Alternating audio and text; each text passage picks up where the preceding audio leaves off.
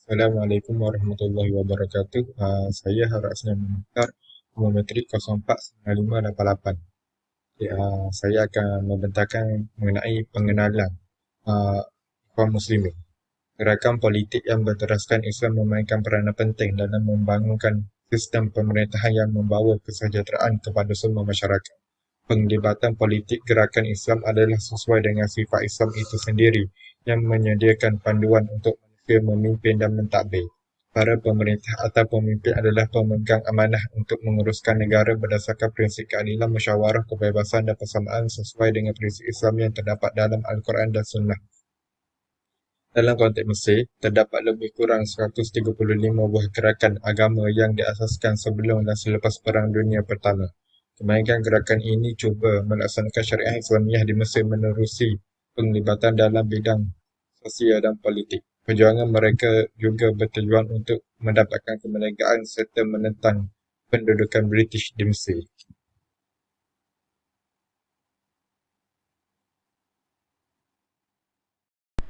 Assalamualaikum warahmatullahi wabarakatuh.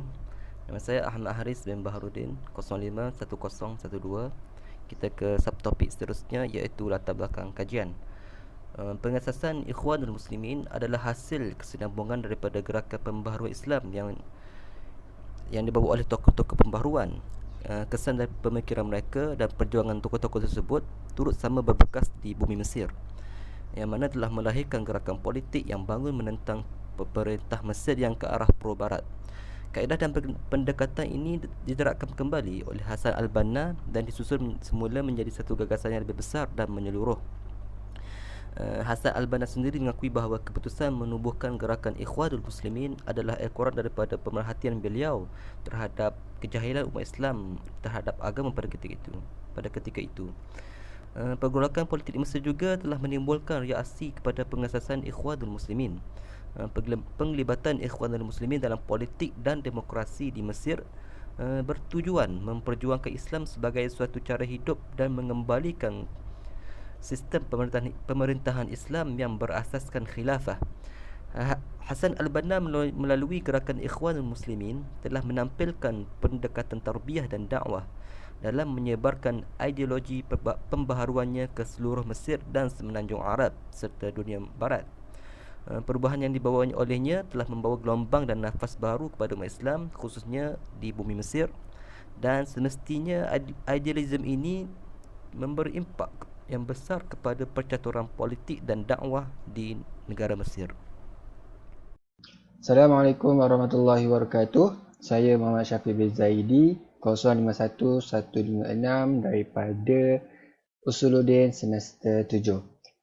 Jadi kita sambung slide seterusnya iaitu objektif kajian.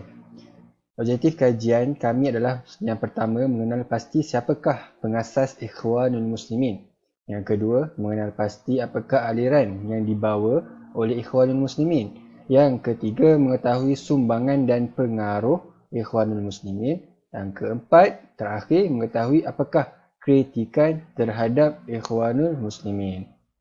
Seterusnya,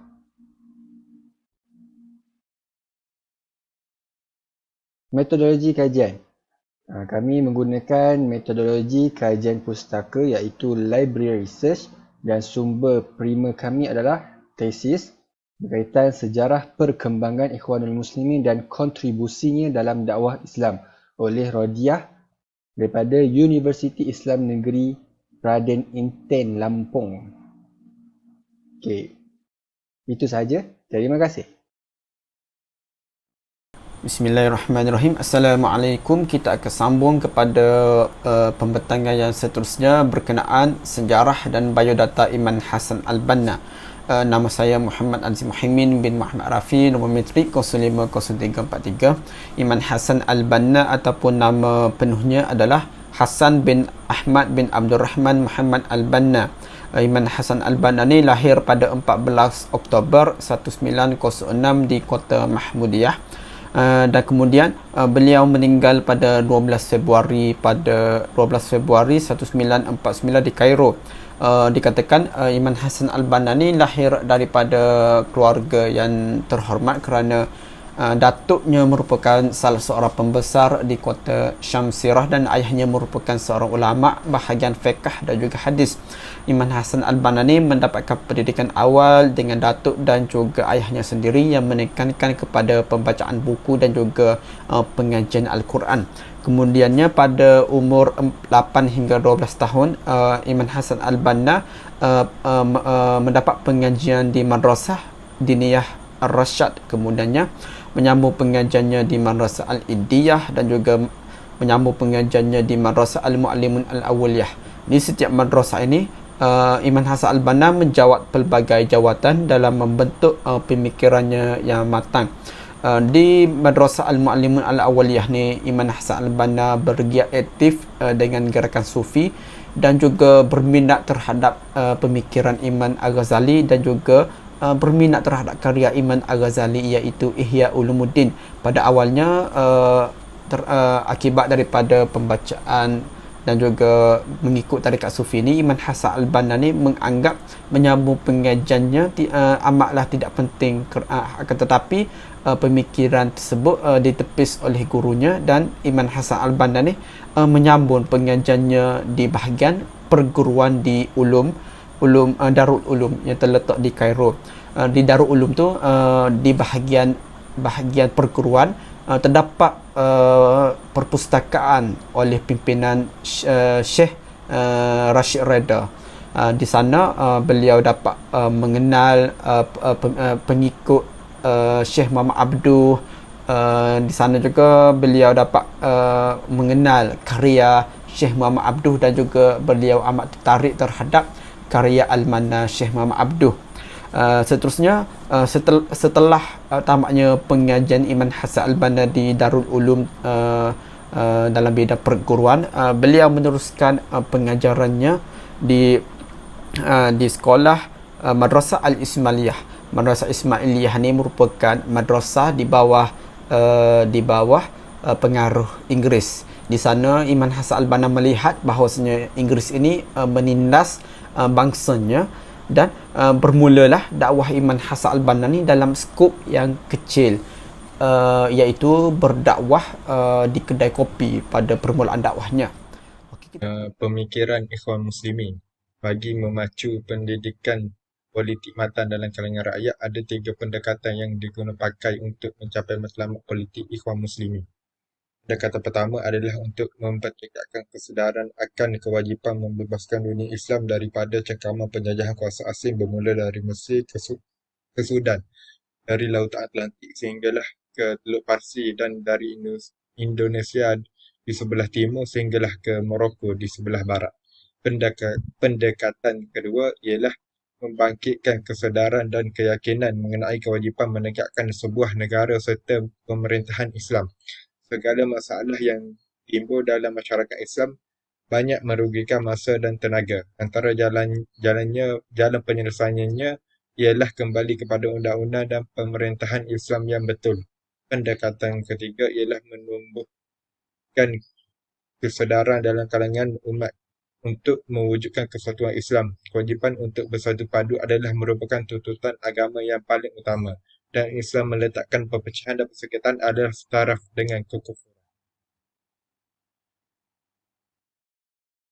Bismillahirrahmanirrahim. Assalamualaikum warahmatullahi taala wabarakatuh. Saya Muhammad Jauddin bin Rosli, nombor metrik 049848, akan menyambung pembentangan sahabat-sahabat saya baik mengenai pembaharuan yang dibawa oleh Ikhwanul Muslimin. Ikhwanul Muslimin membentuk pembaharuan melalui penekanan pendidikan. Ini terbukti yang mana mereka menyuarakan pandangan terhadap kerajaan Mesir untuk mementingkan pembaharuan terhadap pendidikan, terutama kepada generasi muda. Dan pembaharuan pendidikan yang dibawa oleh Ikhwanul Muslimin ini meliputi 7 aspek. Yang pertama, akal. Kerana akal merupakan keutamaan yang diberikan oleh Ikhwanul Muslimin, dan akal ini adalah penentu kepada perbuatan baik dan buruk. Seterusnya, aspek yang kedua iaitu akhlak, yang merupakan kunci kepada perubahan sosial.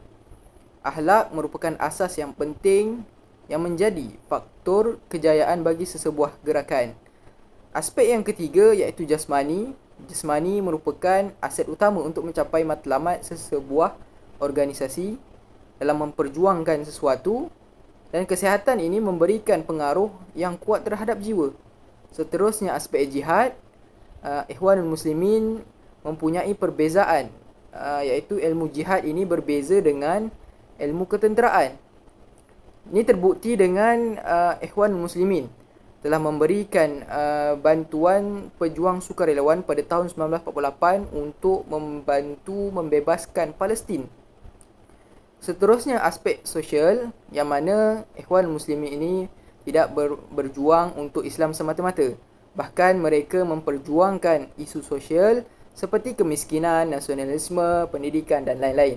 Aspek yang seterusnya iaitu aspek ekonomi, yang mana Ikhwanul Muslimin mengatakan bahawa organisasi yang besar memerlukan sumber kewangan yang banyak. Dan ini dibuktikan penekanan terhadap ekonomi ini apabila Ikhwanul Muslimin juga mempunyai sebuah syarikat yang memberikan ataupun menjadi sumber dana kewangan mereka dalam melakukan aktiviti dan sebagainya.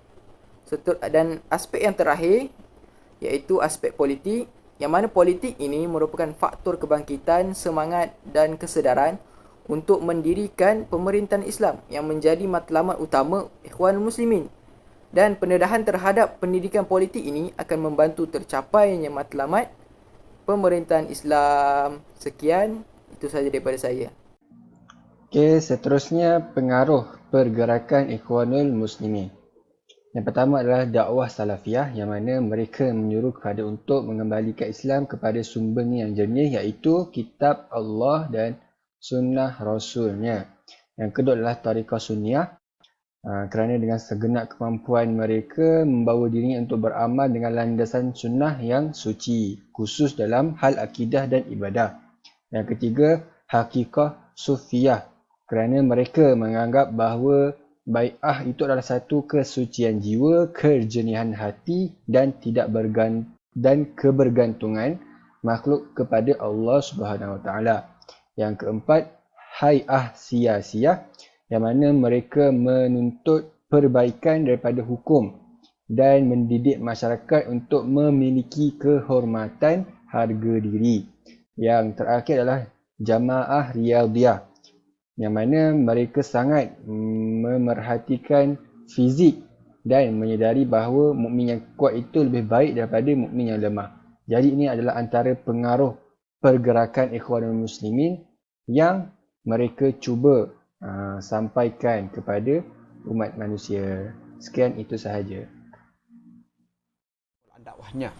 Okey, kita terus kepada kesimpulannya. Gerakan dakwah Ikhwan Al-Muslimin di bawah Hassan Al-Banna ini meliputi pelbagai aspek, sama ada aspek politik, pemikiran, sosial, ekonomi dan juga sebagainya. Pemikiran Imam Hassan Al-Banna ini tidak terhadap di Mesir sahaja. Pemikirannya ini menyeluruh di seluruh dunia, termasuk juga Malaysia ini. Dapat juga hasil daripada tempias pemikirannya. Kajian terhadap Imam Hassan Al-Banna ini amatlah menarik dan juga amat sesuai untuk sesiapa pengkaji ataupun para pelajar untuk mengkaji secara lebih detail terhadap kajian Imam Hassan Al-Banna. Itu saja pembentangan daripada kumpulan saya. Assalamualaikum warahmatullahi taala wabarakatuh.